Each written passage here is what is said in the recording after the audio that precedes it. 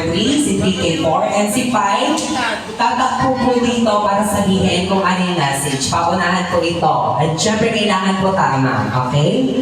Alright, okay. Sige, ready ko ng ating message. Action. Alright, okay. Wala pa. Okay. Okay, number 1, punta po sa unahan. Okay. And syempre, pag sinabi kong go, tsaka lang po kayo pupunta sa grupo nyo. Okay? Dapat po papulong lang po. Okay? Alright. Madali lang naman to, mahindi lang naman. Yes, papulong po. Okay, ready? Basa.